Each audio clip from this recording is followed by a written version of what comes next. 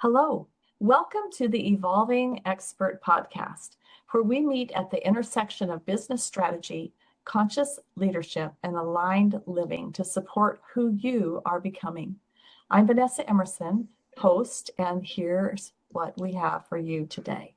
We have a special visit with one of my dearest friends and longtime colleague and just amazing person, Dr. Laura Schwindt. Now, that's not your official bio, but that's my little personal piece. Laura is a former dentist, and she is a current certified heroic coach who helps high-capacity leaders realign with their inner North Star.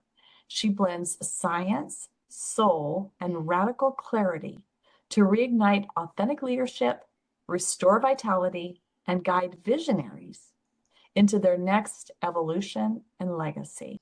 Welcome, Laura. Thank you for being here.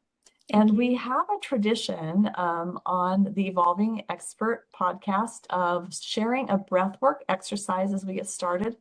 As busy professionals, we are out there doing other things. We put on a podcast so we can listen and learn. This breathwork piece helps us turn that corner and drop right into this pocket together. So I would love to ask you, do you have a favorite breathwork exercise that you could explain to us so we can maybe do for a minute or so? I would love to. And thank you for the beautiful intro. And thank you for having me. I adore you, of course, and I'm so excited to be here.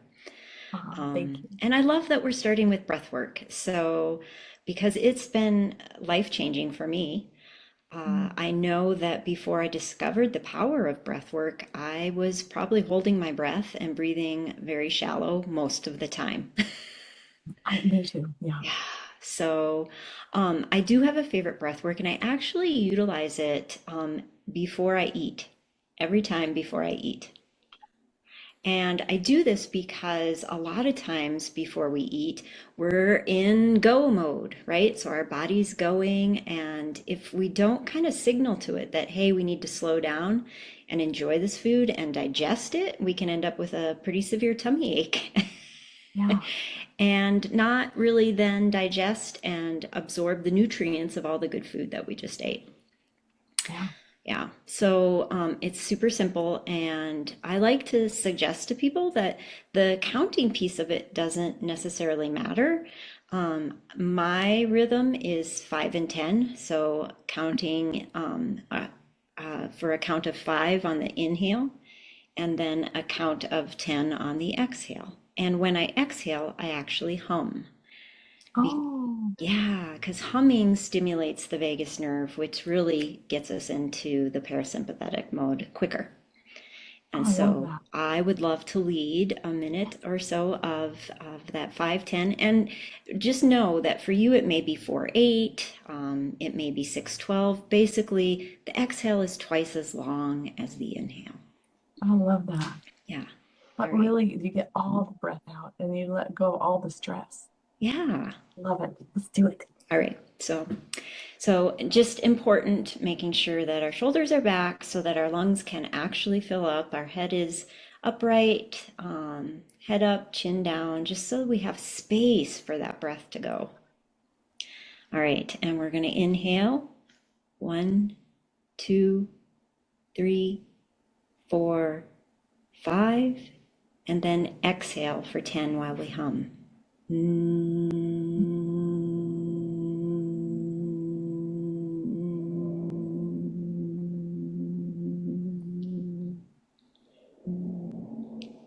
Inhale, 2, 3, 4, 5. Exhale.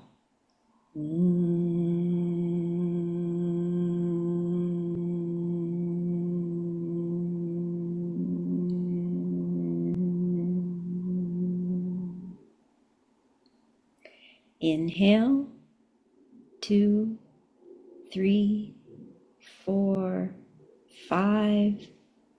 Exhale.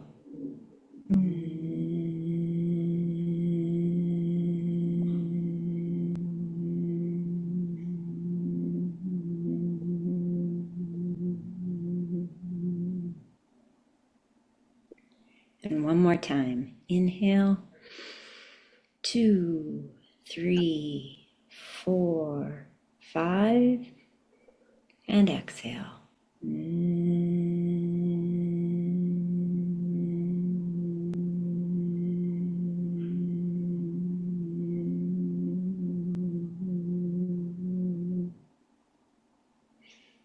Nice. There we go. That's my favorite one. Thank you, thank you, thank you, thank you. That was lovely. There is something very special about the humming. I'm gonna definitely incorporate that. Helps so much with our digestion to calm down. Thank you, Right? thank you, thank You're you. welcome. Thank you. Yeah. You have so many great tips, seriously. So let's dive into some of the strategies or tips that you might share in some of the areas that we tend to talk about on this podcast, which we can start with career strategy. As we come into this lovely space now that we're all relaxed, I'm wondering, as you think back on your career, you have been a dentist, you've helped many professionals from the standpoint of, life coaching, personal coaching, career, different types of coaching. Is there one specific career strategy that to you like rises above all the others or is most important to you? Or like what pops the top of mind for you? Yeah, I think that, and it was highlighted to me just in the last year, several people saying the same thing to me, which made me think about this. And I just didn't realize that this was a strategy of mine, but it obviously is one that's very important and has served me very well. And that is just real active listening when I'm speaking with someone. And so, the curiosity of that active listening, I think is fun. That's fun for me. Like I enjoy being curious and trying to figure out what else there is to hear about what this person is saying. Almost like, and I think this is from Sonia Liebenmersky, who is the author of The How of Happiness, but she says active listening is like listening, expecting that there might be a quiz afterwards, Oh, yeah, right? And it's so, clear. yeah, and by doing that, it's amazing what you learn. Like, it's fun that you bring this up because just this morning I was out walking my dog and I ran into somebody in my building that I know, and he had on orange shoes. And I was like, oh, I love your orange shoes. And it could have just ended there, right? Like, and he said, thank you. And I said, is orange your favorite color? And then it just went into a beautiful conversation. And yes, orange is his favorite color. And I said, well, how did it become your favorite color? Like curiosity, tell me more, tell me more. And it all stemmed from a trip that he took to Japan. And that the color orange there to Japanese means good luck. And so they have those pagodas or whatever that you walk under, and they're all orange because when you walk under them, then that's supposed to bring you good luck. Wow. And then he went on to say how when he was there, they were very attentive to the environment, like there's no garbage. And if there happens to be a piece of garbage, somebody picks it up. And they're very respectful of everybody else. Like they're not going to be too loud in a public setting because, they want to be respectful of everybody. They wear masks when they're sick, not because they don't want to get sick, but to help prevent other people from getting sick. And so just by commenting on orange shoes, I learned so much about him that I didn't know before.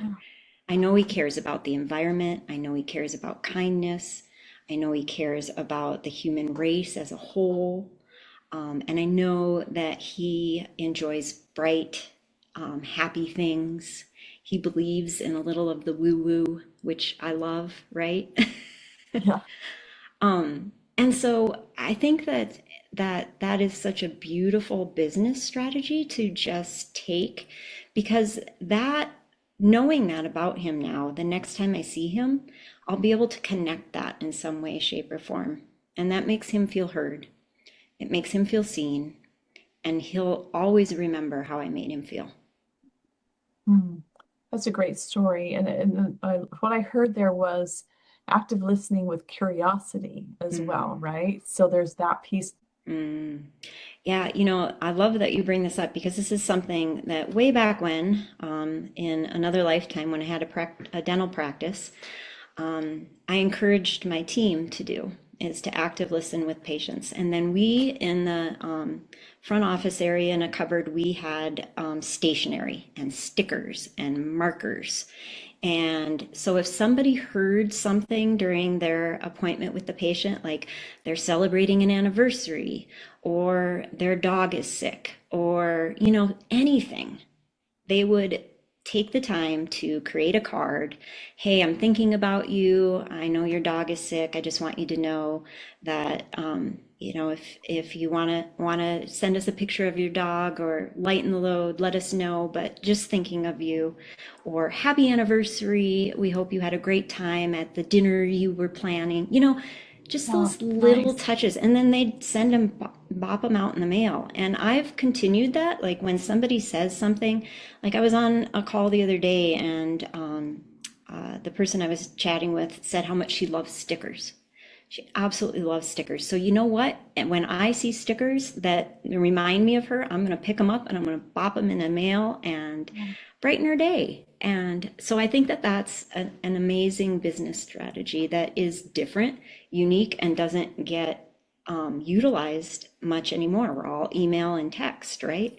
Right, right. What I hear in that is really nurturing relationships in a very personal and powerful way, because who doesn't want to be seen and heard? And that's what Mhm. I'm hearing is like that we can apply that in so many areas. Um, we're all, I think we all have the opportunity to be a leader, a self-directed leader. So in those situations, no matter what our job is, we all have that ability, because I'm hearing conscious leadership and what you're talking about as well, like listening to others and um, acting appropriately, right? Like how we would follow up or how we would have empathy or like whatever it calls for with that curiosity and the listening. But before we talk more about conscious leadership, which is where we're going to go like in the with our next segment, I wanted to share that you have a guide, the North Star Recalibration Guide. Could you tell us a little bit about what that is?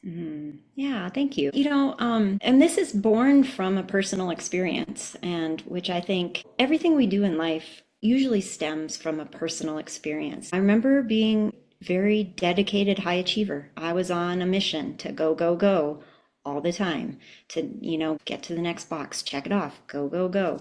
And somewhere in that journey, I completely lost touch with myself, who I was, what my virtues were, what was important to me, my values, and because of that, I made decisions that didn't reflect that and weren't authentic to me, which led me even farther away from my true self. And so I had a guide, you know, that helped me rediscover that. My very first life coach was my first guide. And I think that we all can benefit from guides in our life. And so the North Star Recalibration Guide is really just a thoughtful worksheet that goes through the main pillars: work, energy, love, relationships, connecting, purpose, just with some gentle reflection questions and guides, and then some lightly suggested action steps that you can take to rediscover your North Star, because everybody has one. Everybody has their North Star. And what I love about this is that I need to recalibrate all the time. I mean, life hits, things happen, and sometimes we go down a path where we're like, whoa, wait a minute. And so just to assure everyone that you can reuse this over and over again. And what I like to say is, I notice when I start to feel kind of prickly or ornery or just not myself, it's a good time for recalibration and just be like, ooh, where maybe I'm not upholding one of my virtues that's really important to me. Or maybe I'm not using one of my strengths and it's just wanting to come out, right? And so this recalibration is just something, if you've never done it, at first is going to feel a little foreign, but the more you practice it, you can come back to it over and over again and use it to really rediscover your North Star over and over again. I love that. So really it's a tool, right? It's a resource and a tool so that when we feel like I often call it like the spin cycle. Yes, Sometimes it feels like yes. you just can't like make the room stop spinning and then maybe like catch up. So a Yeah. tool to help you be able to like recenter. So on your website, Mhm. lauraschwindt.com, and I will put this in our show notes, lauraschwindt.com. The North Star Recalibration is available as a complimentary download, Mhm. which is so cool. Thank you for creating such fabulous resources and sharing them so freely. Yeah. I think that is something that a conscious leader does. Mm. I would like to ask you, what is conscious leadership to you? And can you share with us maybe a moment that feels like where you've experienced or somehow seen conscious leadership in action? Mm. Yeah, that's a beautiful question. And I love that because there's so many people that come to mind when I think of conscious leadership. Um, what conscious leadership means to me, I'll start there, is really self leadership, really tuning into who you are at your best, how you operate with a good soul, and sharing that with the world, right? In service to something bigger than yourself. I think that's what conscious leadership is. And it can be as simple as, you know what? I make sure that I take care of myself so that I can show up with the right energy, with the right zest to lead, to be an example. And I make choices during the day to honor that energy, right? And so, and I'm also doing that in service to something bigger than myself. So when you say, thank you for creating this free resource, you know, part of my service to the world is to be a guide for others, right? Because I think that's what it's all about. Honestly, is we go off and we do something and we make a bunch of mistakes and we figure things out and we learn and then we come back and we, you know, hold the hand of someone that's 10 steps behind us and say, hey, let's go together and I'm going to help you through this and I'm going to tell you what I learned and I'm going to show you maybe some of the steps that you could take to avoid some of the pain that I went through, right? So yeah, I think that's conscious leadership to me. And it starts with you, but then you have a duty, you have a obligation to bring that gift, what you learn through that to the world. Mhm, mhm, mhm. Where could we each feel called to share and serve? Maybe serve is a good word here too. Mhm. And respond versus react and those type of things, right? Oh, I love that. I know some things about you. Like I've known you a long time, right? And I know that you're involved as a heroic coach, and I feel like having participated in your workshop, I feel like what you're helping craft isn't the right word, but like guide our conscious leaders and those that live in alignment. I'd like to kind of like see how we can blend those concepts and talk about it through the focus of some of your work that you do with heroic.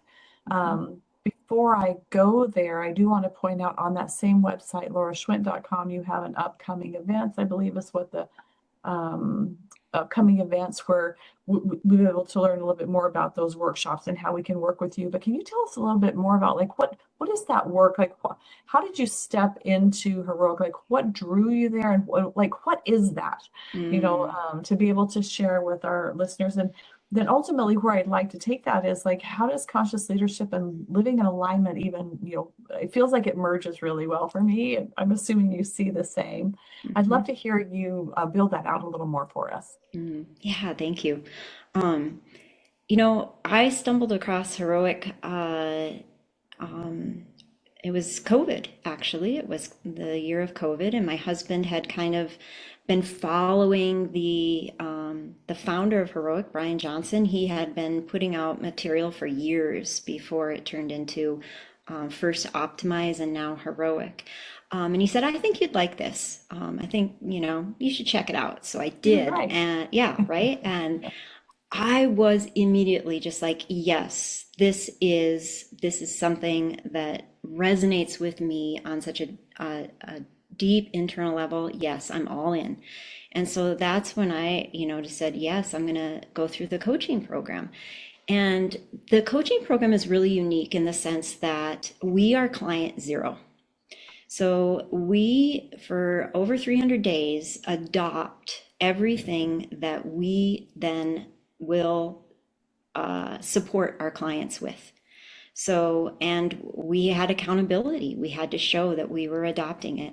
And as I was doing this, I was like, this is what, if I had all this when I was in dental school, when I was a new dentist, I know my life would have been completely different.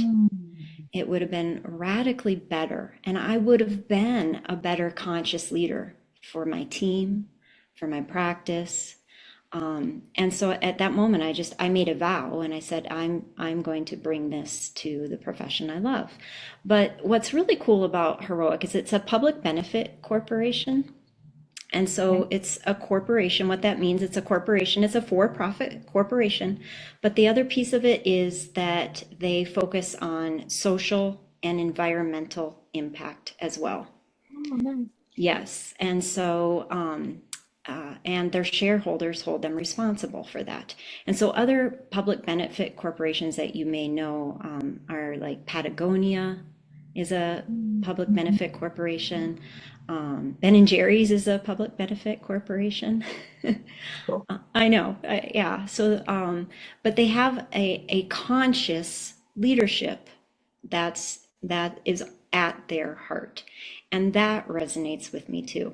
And really, the whole piece of it is bringing that self leadership into the play, so that if you show up as the best version of yourself, moment to moment to moment, you're able to serve. You're able to be that guide for others. And so it all starts with us, client zero. And it starts every day. Day one, every single day, we have an opportunity to reset and show up as the best version of ourselves. And so that really resonated with me, because I feel like our world can become so autopilot, where we are just reacting and we aren't taking that moment to pause and say, how can I respond to this? How can I respond to this aligning with my values and my virtues? So that at the end of the day, and I call this the pillow test, at the end of the day, when I put my head down on my pillow, I say, wow, I held up my end of the bargain today. I did well. Right. That fulfillment in life, right? And also feeling like that life of significance. It was significant that we were here. We were able to, again, leave the world a better place. I love that. So I know that you do some coaching and some teaching in this area. You're speaking, your workshops in this area. But what we're talking about with conscious leadership and aligned living, like, what does living in alignment mean to you personally? What does that mean to you? Yeah.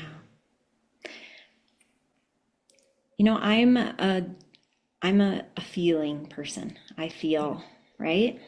And so I always kind of go into that feeling. And this is obviously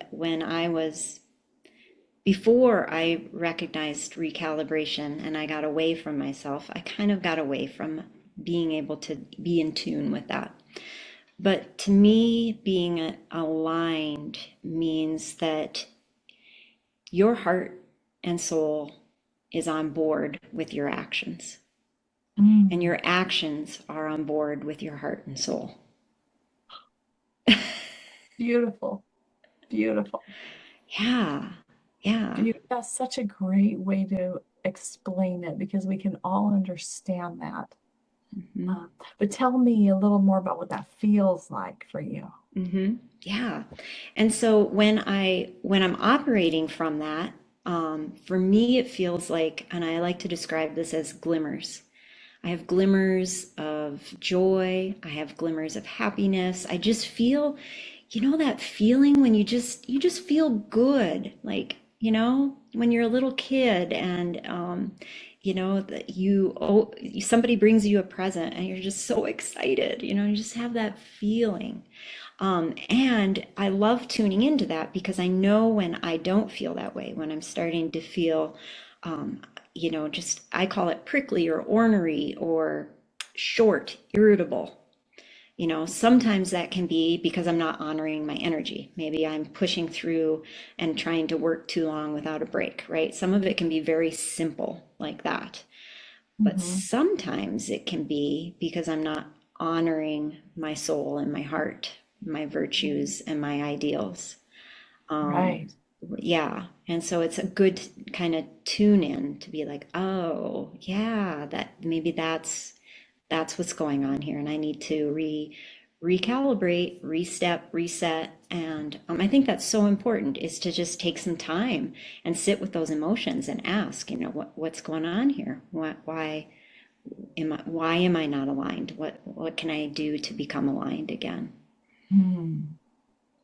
So it's really a strategy, for lack of a better word. It's a practice. It's an understanding of what it means to live in alignment. And then those tools like the recalibration, the North Star recalibration, um, tools and resources like that, and strategies help pull it together, help pull us together, help pull us into more of an alignment place of always striving for balance. That's what I'm hearing us say.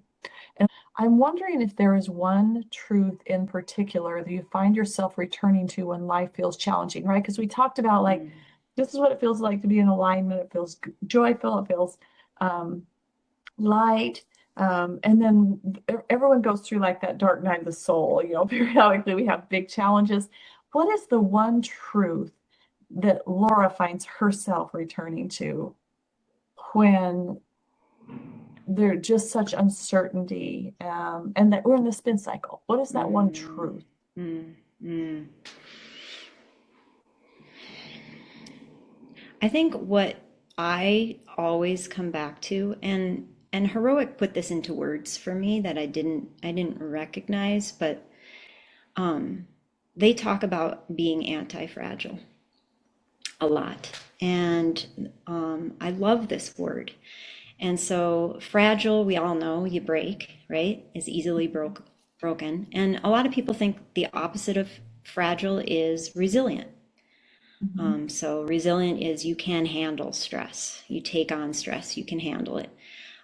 But one step further than that is anti-fragility, which literally means that when something hits you, stress, a challenge, you bounce back stronger. And so that is something that they put into words for me, but that is something I've always held in life as I look back at challenges and I'm like, oh, I learned so much. Or that happened and that set me up for this. And so it was actually a gift. It was actually a blessing. Um, and I'm not saying that there aren't crazy, awful challenges that we all go through that maybe in the moment don't have a feeling of reasoning. But usually, fast forward, you can look back and find at least one glimmer of learning or something that you can thank that challenge for. And so whenever another challenge happens, when I go into spin cycle or the world goes into chaos, like it has several times, every other day in the last few years, um, I recognize that, you know what, obstacles make me stronger. I'm going to learn from this. There's going to be something that I can look back and say, yes, this is happening for a reason. Life is happening for me, not to me. And so I really hold on to that anytime it gets challenging. And not that I don't go into pity mode every now and then. I'm human. I'm not perfect. I do go into pity You have mode every now. emotion. Yes. But and this is another heroic tool, then I spend some time in pity mode, and then I say, okay, now what do I want? What needs to be done? Let's take some action, and mood follows action, and I can get myself out of that pity mode. So, You're really talking about some, again, tools and resources and strategies that help us with mindset, right? That really help us be able to. Adulting is hard. My family says that adulting is hard, right? It can be hard. Let's put it that way. It's hard until it's not. And what I'm hearing you say is that maybe you even kind of enjoy challenge from knowing that on the other side, it's like dancing with it. It's like the Aikido of the martial arts. It's like the moving that energy and just like welcoming that punch that comes at you, but yet deflecting it and dancing with it. Like in Aikido, it's like that whole idea of like, here comes this challenge, but I know I'm going to be okay.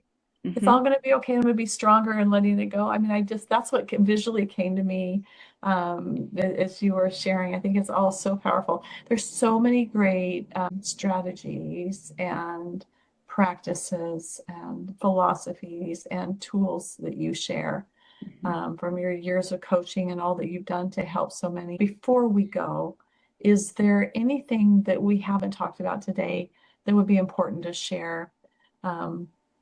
What might that be, if anything? You know, I'm just going to piggyback on your comment about adulting is hard. And I think one of the mindset shifts that really helped me, and it started way back when I went through my life coaching with Heroic, but was that there is always going to be pain, uncertainty, and hard work. Yeah. And that's from Phil Stutz. He's a psychiatrist that he wrote the book The Tools, and he's an amazing human. But to just accept that, like, you know what, we're never going to arrive at nirvana, where everything is grand and there's unicorns and cotton candy everywhere and there's no challenge. And thank goodness, because we need challenge. We need purpose. We need something to work through, to work towards as humans. We flourish when we have a challenge, when we have things to work through. And so, there can be moments when you arrive for a little bit and you're on vacation and you're sitting back and you're relaxing. But we're not built to stay on vacation forever. And life's not going to let us stay there. We would be bored. Yeah. Right. And it feels like too, like sometimes like relationships are hard, but like relationships is what life is about. Like the fact that if we were just one, there'd be nothing of interest. Right. Yeah. And so, thank you. Thank you for being here and sharing your heart. How do we find out like more about you and like how to work with you? Can you share with us how do we find you? Yeah, you bet. My email, if you want to send me an email, is laura@drlauraschwindt.com. And my website is just lauraschwindt.com. And I am on Instagram at Dr. Laura Schwindt. So any of those ways, I love to receive messages. I absolutely love to have conversations. So if anyone would want to work through a challenge or a goal, please set up a conversation, 100% complimentary, absolutely no strings attached. Let's do it. Let's dig in and have some fun. Oh, Love that. And I would just say, I mean, you have been my coach for different things over the years, and I just have always really appreciated your ability to actively listen with curiosity and to be able to help me through some challenges. So thank you for what you mean to me personally. Thank you for being here today. Thank you for sharing with our audience. Um, Before we go, a reminder to like and subscribe so that you don't miss an episode of the podcast. If you have a few moments, please leave us your comments, leave us a review. I know Laura would love to see those, as I will. It will help others discover the podcast if we do these things. Remember, lauraschwindt.com is the website. And Laura, thanks again for being here today. And it means a lot to me personally. Oh, well, thanks for all that you're doing to expand conscious leadership and aligned living. I know that I respect and admire you so much for the ways that you stay aligned with your virtues and your values. You're a radiant exemplar in the world, and I thank you for your influence. Thank you. Listen, I'll cut our love fest off now for our listeners, and then we can continue to love on each other. Awesome. Be there. We'll see you next time. Be there. Aloha. And until then, be well, everyone. We'll see you next time.